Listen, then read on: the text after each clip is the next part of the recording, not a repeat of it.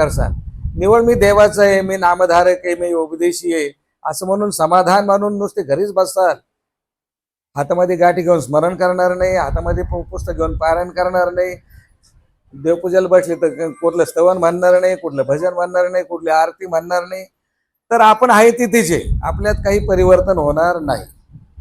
ज्याला ही चाळ आहे, ज्याला ही अर्थ आहे की नाही मला हे आलं पाहिजे, मला हे घडलं पाहिजे, तरच तुमची योग्यता वाढणार आहे ते जेव्हा नुसतं घेतला विशेष कपाळाला लावला दिला तर तुम्ही आहे त्या स्थितीवर राहणार आहे. तुमच्यात कुठलीच प्रगती होणार नाही, तुमच्यामध्ये कुठलाच बदल होणार नाही. का? तुम्हाला देवाबद्दल आवडच नाही, त्या विधीबद्दल तुम्हाला सचारता नाही, तुमचं त्याच्यामध्ये समर्पण नाही, तुमचा त्याच्यामध्ये त्याग नाही, तितकी आवडी नाही, तर आहे तिथेच राहणार.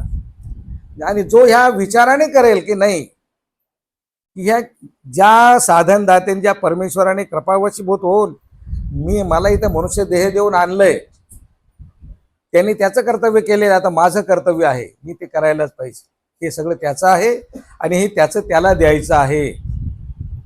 या हेतूने श्रद्धायुक्त अंतःकरणाने जे काही करसाल, फूल जरी वाहता येतं अत्यंत श्रद्धेने वाहत असाल, फळ जरी वाहत असाल तर अत्यंत श्रद्धेने वाहत असाल, सुपारी जरी ठेवत असाल तरी अत्यंत श्रद्धेने ठेवत असाल, तर त्या वारीचंच फळ मिळेल, त्याच क्रियेचं तशाच पद्धतीचं रिटर्न तुम्हाला मिळेल.